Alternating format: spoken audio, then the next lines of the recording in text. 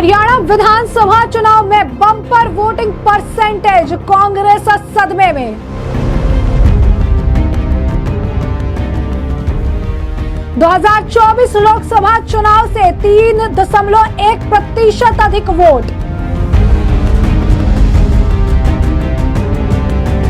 कांग्रेस हुड्डा के गढ़ में कम हुई वोटिंग। वोटिंग परसेंटेज देख एग्जिट पोल के दावे हवा में उड़ेंगे। क्या तीसरी बार बीजेपी जीतकर हरियाणा में रचेगी इतिहास?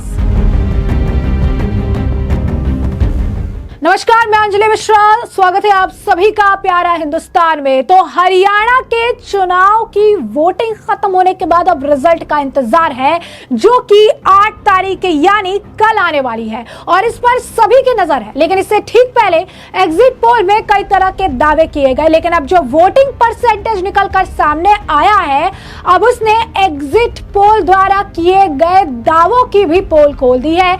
यूं कहिए कि एग्जिट पोल पर अब इस बार का जो वोटिंग परसेंटेज है वो भारी पड़ता नजर आ रहा है। अगर हरियाणा के इतिहास को हम देखें, चुनावी इतिहास की अगर हम बात करें 2014 से लेकर 2019 और अब 2024, तो ऐसे में बीजेपी बैक टू बैक 2 बार सत्ता में रही है और तीसरी बार सत्ता में आने का दमखल भर रही है। 2024 की वोटिंग परसेंटेज की अगर हम बात कर ले तो इस बार के वोटिंग परसेंटेज में 3.1% की बढ़त देखी गई है। हरियाणा विधानसभा की 90 सीटों के लिए चुनाव में 67.9% वोटिंग हुई है और इस बार 2019 के मुकाबले 0.3% कम वोटिंग हुई। 5 साल पहले 2019 में 69.20% लोगों ने वोट डाले थे, तो 2024 में 68% वोटिंग हुई थी। अब 10 साल से सरकार चला रही बीजेपी के प्रति सत्ता विरोधी लहर के बावजूद वोटिंग प्रतिशत न बढ़ने से कई मामले हैं और इस मायने की अगर हम बात करें तो कहीं ना कहीं ये कहा जा रहा है कि अगर हम पूरी तरीके से हरियाणा का इतिहास देखें, वोटिंग परसेंटेज देखें और जिस तरीके से वोटों का बंटवारा हुआ था वो देखें, तो ये कहना गलत नहीं होगा कि इस बार फिर जोड़ तोड़ की राजनीति देखने के लिए मिलेगी। वर्ष 2000 से 2019 तक हरियाणा में 5 विधानसभा चुनाव के पोलिंग प्रतिशत से जुड़े आंकड़े पर अगर नजर डालें तो एक ट्रेंड नजर आता है और इस ट्रेंड के हिसाब से अगर हम बात करें तो बीजेपी को अपर हैंड मिल रहा है। यानी कल जो रिजल्ट होगा वो कांग्रेस के लिए बहुत ज्यादा चौंकाने वाला हो सकता है। कांग्रेस को काफी बड़ा झटका लग सकता है। त्रिशंकु सरकार की अगर हम बात करें, त्रिशंकु हिसाब किताब जो है देखने के लिए मिल सकता है।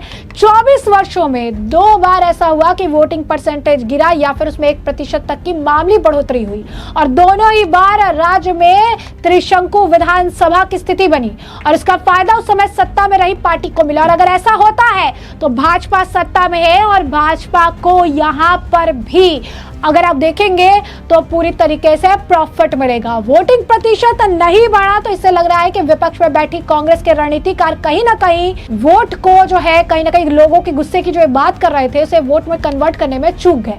साथ ही भाजपा के रणनीतिकार भी मतदान का दिन आने तक कहीं ना कहीं चीजों को मैनेज करने में काफी हद तक कामयाब रहे हैं। यानी जिस तरीके से मैनेजमेंट बीजेपी के खेमे की तरफ से की गई और जिस तरीके का मिसमैनेजमेंट कांग्रेस के खेमे की तरफ और उनके नेताओं के गैर जो आप कहेंगे कि बयान जो देखने के लिए मिले, उससे कांग्रेस को भारी नुकसान तो हुआ है, ये वोटिंग परसेंटेज ही बता रही है। अब जरा बात कर लेते हैं आंकड़ों की। साल दर साल किस तरीके से चीजें देखने के लिए मिली, 2014 के बारे में हम आपको बताते हैं, 2019 के आंकड़े हम आपको बताते हैं और उसके बाद आपको क्लियर हो जाएगा कि क्या कुछ जो है 2024 में देखने के लिए मिलने वाला है, यानी कल क्या कुछ होगा या हरियाणा में बड़ा खेल होने वाला है। तो अब हम बात कर लेते हैं साल 2014 की। तो साल 2014 में वोटिंग 4% बढ़ी तो भाजपा सत्ता में आई और इसके 5 साल बाद यानी 2014 के चुनाव में 76.54% वोटिंग हुई। ये 2009 से 4.17% ज्यादा थी। अब एक बार ध्यान दीजिए कि जब वोटिंग परसेंटेज 2014 में बढ़ी थी तो उस वक्त भाजपा सत्ता में आई, क्योंकि 2009 के कंपैरिजन में 2014 में 4 13.17% वोट की बढ़ोतरी हुई और फिर क्या था, बीजेपी की सरकार हरियाणा में बन गई। नतीजे आए तो बीजेपी को अपने जो है आप कह सकते हैं अपने दम पर अपने बूथ पूर्ण बहुमत जो है मिली।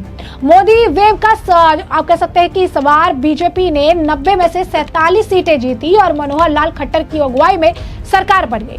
अब हम चले आते हैं 2019 की, अब हम बात कर लेते हैं 2019 के आंकड़ों पर भी हम थोड़ा नजर डाल लेते हैं कि किस तरीके से जो है 2019 के आंकड़े भी देखने के लिए मिले। तो साल 2019 में वोटिंग 8.34% गिरी तो बीजेपी बहुमत से चुकी और साल 2019 के विधानसभा चुनाव से पहले भाजपा ने अब की बार 75 पार का नारा दिया। मतदान का दिन आया तो महज 68.20% वोटिंग हुई जो 2014 के मुकाबले 8.34% कम थे।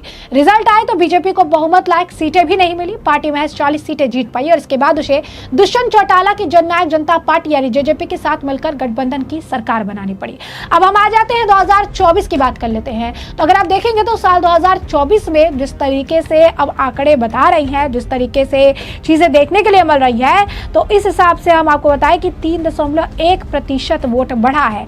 और जैसा कि हमने आपको अभी आंकड़े बताए हैं कि 2014 में जब ये वोट परसेंटेज बढ़ा था तब बीजेपी को फायदा हुआ था और बहुमत के साथ बीजेपी सत्ता में आई थी। और 2024 का भी आंकड़ा देखिए कि यहाँ पर भी आंकड़ा बढ़ा है, यानी बीजेपी के सत्ता में वापसी करने के चांसेस बढ़ गए हैं।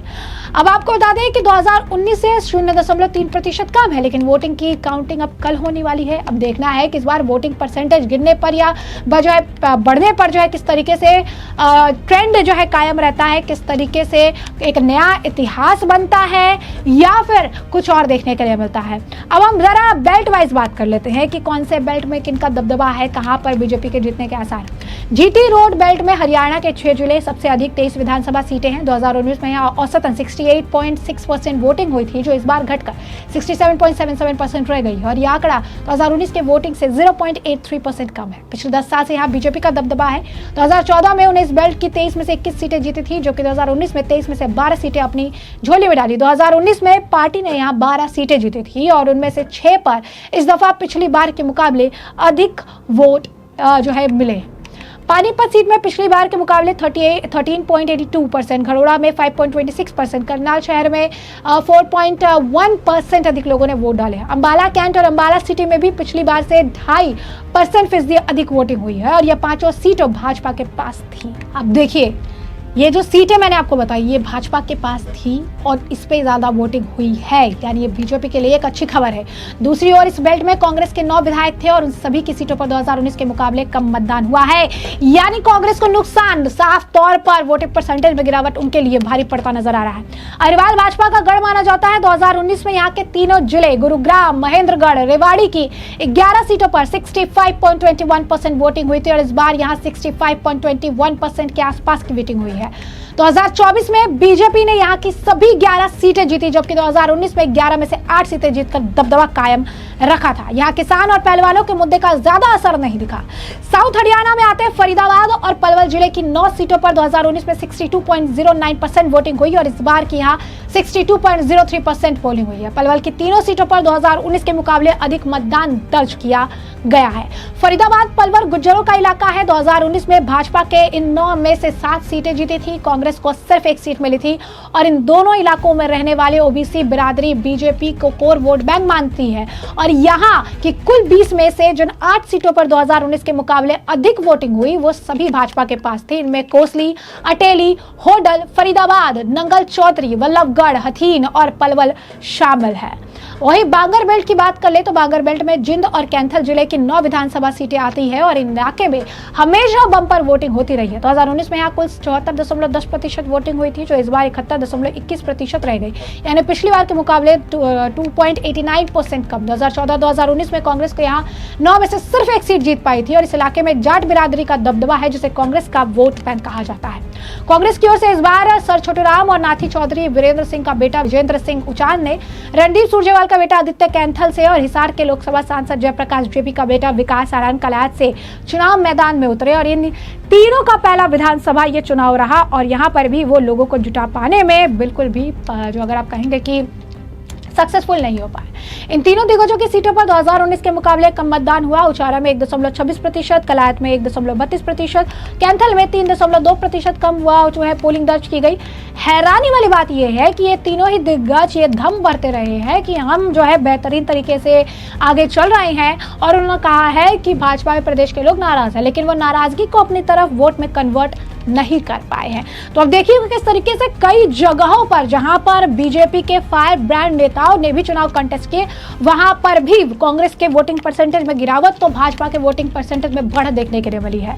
रेसलर के नेता बने विनेश फोगाट की वजह से भी जिन जिले की जुलाना हॉट सीट में शामिल रही और विनेश के लिए खुद प्रियंका गांधी प्रचार करने भी आई थी, लेकिन यहां भी 2019 के मुकाबले 3% के आसपास कम मतदान हुआ है, और यह कम मतदान कांग्रेस की ज्यादातर अधिकतर ऐसी सीटों पर हुआ है जो कांग्रेस के लिए नुकसानदेह हो सकता है। यानी ये आंकड़े अगर हम देखें, जैसा कि हमने आपको पूरा इतिहास बताया, पूरी चीजें बताई, जाटलैंड या देशवाल बेल्ट में भी भूपेंद्र सिंह हुड्डा की भी अगर हम बात कर ले, उनका दबदबा रहता है, लेकिन इस इलाके में भी रोहतक, झज्जर, सोनीपत की 14 सीटें आती है और 2019 की सीटों में औसतन 66.87% वोटिंग हुई थी, और इस बार ये 1.43% घटकर 65.44 रह गई। और हुड्डा की अपनी गढ़ी संपाला किलोई सीट पर भी 5.34% और सोनीपत जिले में खरदौहा सीट पर 8.36% कम वोटिंग दर्ज की गई है। हुड्डा के गढ़ में कम वोटिंग कांग्रेस के लिए खतरे की घंटी कही जा रही है, और बीजेपी को यहां गैर जाट वोटरों का भी सहारा है।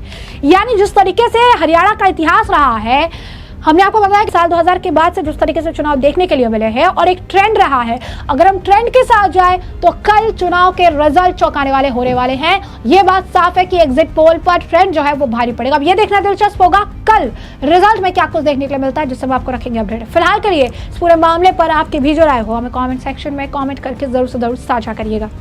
धन्यवाद।